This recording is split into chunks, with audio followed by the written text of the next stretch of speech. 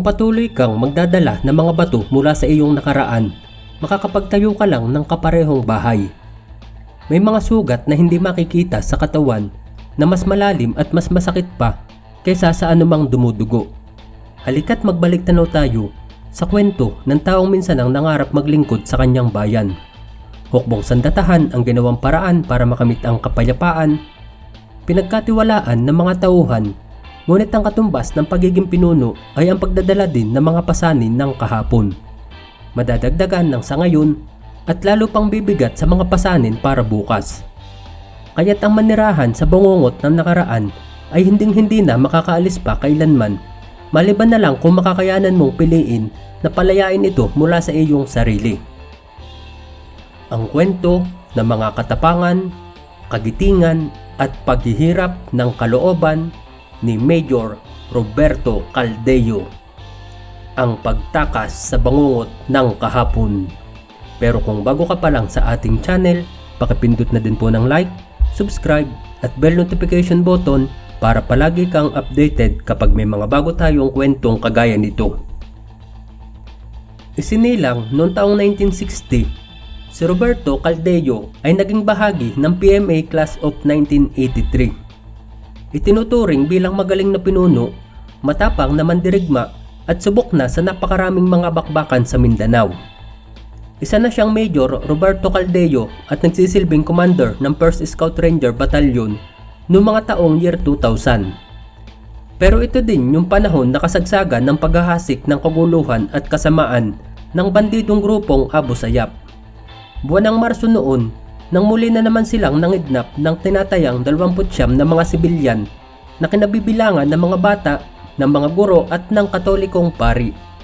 Bukod pa dito ang mga nauna na ginawang pagdukot ng mga bandidong ito sa mga turistang dayuhan kung saan ginagawa nilang negosyo ang paghingi sa napakalaking mga ransoms.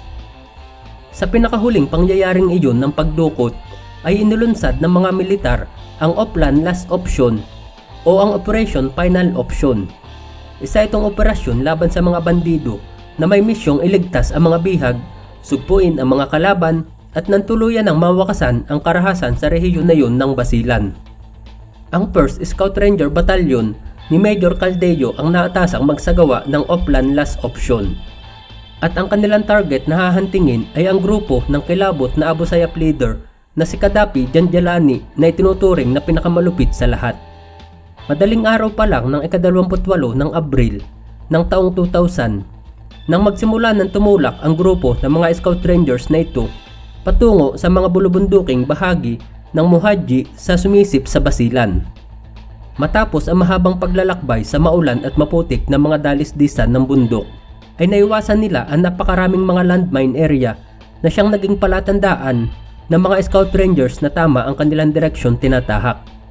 Di nagtagal ay natanaw na nga nila ang malaking kampo ng mga kalaban kung saan merong itong mga bunkers na nakapalibot dito. Dito rin nila itinatago ang kanilang mga bihag.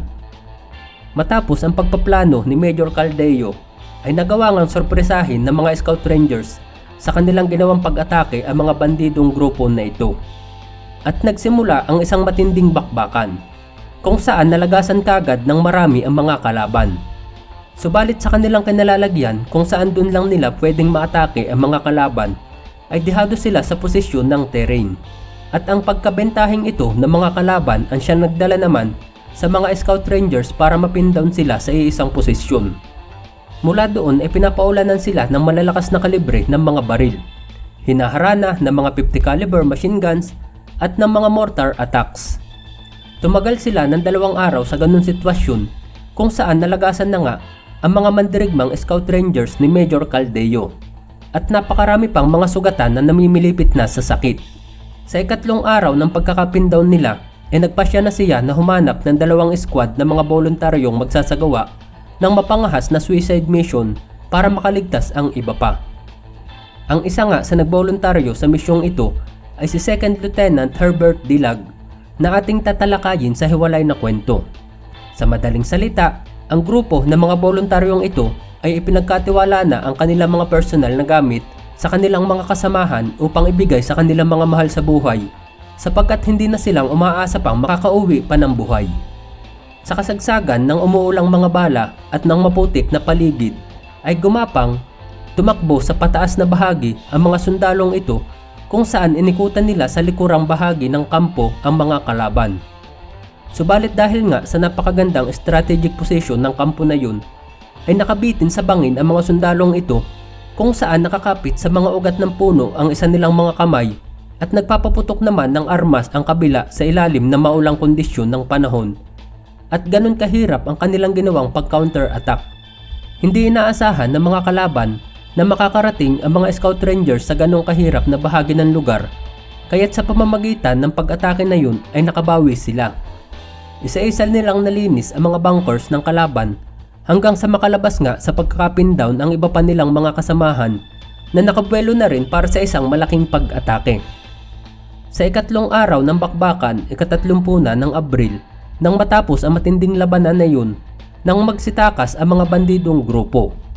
Subalit bago sila tuluyang umalis sa lugar, ay pinugutan pa nila ang ilang mga bihag habang ang iba pa ay natagpuang wala na ring mga buhay, kabilang na ang paring Katoliko, habang nailigtas naman nila ang natitira. Sa kabuuan, ang labanang iyon ay pinagbuwisan ng 6 na Scout Rangers at mahigit 50 ang sugatan sa ilalim ni Major Caldeo. At higit 6 naman ang nalagas sa mga kalaban at di mabilang na mga sugatan ang nagsitakas. Isang matagumpay na operasyon pa rin yun kung tutuusin. Subalit sa kanilang pagbabalik sa kampo, sa kabila ng mga trauma, hirap at sakripisyong dinanas ng grupo ni Major Caldeo, ay hindi nila kagad nakuha ang nararapat na pagkilala sa kanilang kabayanihan. Ito ay sa kabila ng daladala nilang mga hirap at sakit ng malagasan ng mga tauhan at ang hirap ng pagharap niya sa pamilya ng mga ito sapagkat sila'y mga tao rin. At ito ang mga sugat na dinadala ni Major Caldeo na mas higit pa sa mga sugat na dumudugo sa kanyang buong pagkatao. Sa kanilang pagbabalik mula sa misyon, sa halip na papurihan ay sinisipa at lalo pa nilang sinabon si Major Caldeo at kinuwestiyon ang kanyang kakayahang mamuno o maging ang kanyang pagiging Scout Rangers dahil ikinagalit ng mga opisyal ang pagkalagas o sa dami ng casualties sa kanyang mga tauhan, pati na rin ang mga bihag na hindi nailigtas. Siya ay pinagbantaan pang aalisin din sa tabak o ito yung signature badge ng mga Scout Rangers.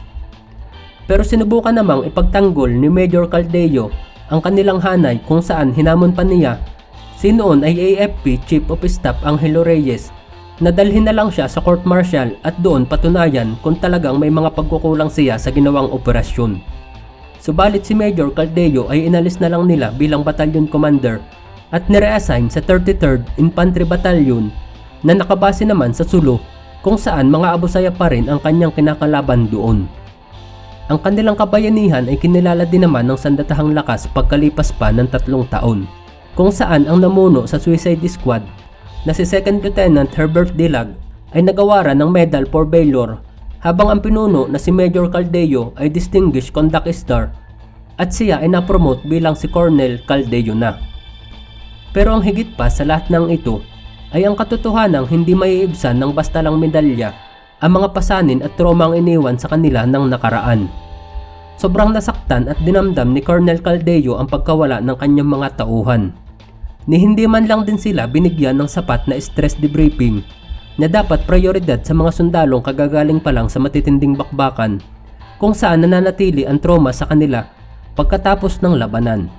Dahil na rin sa kakulangan ng mga espesyalista para dito, ay mismong ang mga sundalo na rin mismo ang gumagawa ng paraan kung papaano nila mapapaglabanan ang mga bangungot na ito ng nakaraan. Pero para sa kagaya ni Colonel Caldeo ay hindi iyon ganong kadali sapagkat daladala din niya sa kanyang konsensya ang bawat tauhang namamatay o nasusugatan sa bawat laban dahil sa katotohanang ang aksyon ng mga iyon ay ayon lamang sa pagsunod sa kanyang mga orders. Kaya't lumalabas na sinisisi niya ang kanyang sarili sa tuwing may mangyayaring masama sa kanyang mga tauhan. Pagkatapos na matinding bakbakan na yun sa bundok ng Mohadji noong taong 2000, ang ilan sa mga kasamahan nila sa operasyon na yun ay di na nakayanan pa ang traumatic stress disorder kung saan isa pang lieutenant at isang sarhento ang magkasunod na nagpatiwakal. Habang si Colonel Caldeo ay makailang ulit na ring nagtangkang tapusin na lang ang kanyang paghihirap ngunit naaagapan ito. Pero pagkalipas ng 8 taon, matapos ang ilang beses na pagtatangka, dakong alas 8:30 ng umaga nang may narinig na putok ng baril sa kanyang quarters sa Fort Bonifacio at nang siniyasat ng mga kapitbahay na pamilya din ng iba pang mga sundalo, ay natagpuan nga nila ang isang duguang bangkay sa loob ng kanyang kwarto. At ito ay si Colonel Roberto Caldeyo nga na may tama ng bala sa ulo. Natagpuan katabi niya ang isang kalibre 45 na baril at isang suicide note na naglalaman ng paghingi niya ng kapatawaran sa kanyang mga kaibigan at pamilya ng kanyang mga tauhan. Sinasabi din doon ang kanyang mga pasaning dinadala sa buhay at ang napakalaking problemang nasa kanya na wala ng kasagutan pa maliban sa kitilin niya ang sariling buhay. Si Colonel Roberto Caldeyo na veterano ng maraming mga bakbakan sa Mindanao at minsan ang nagpakita ng kagalingan sa pamumuno at kabayanihan ay yumuko hindi sa bagsik ng mga kaaway. Ngunit nagwakas ang kasaysayan dahil sa kawalan ng suportang mapaglabanan ang bangungot ng nakaraan. Siya ay pumanaw sa edad na 48 taong gulang. Kung patuloy kang magdadala ng mga bato mula sa iyong nakaraan, makakapagtayo ka lang ng kaparehong bahay. May mga sugat na hindi natin makikita sa katawan na mas malalim at masakit pa kaysa sa anumang dumudugo. Ikaw kaibigan, minsan sa buhay mo ay may naranasan ka na rin bang di makakalimutang masamang karanasan? Papaano mo pinaglalabanan ang mga ito? Maraming salamat sa iyong pakikinig kaibigan. Hanggang sa muli, paalam!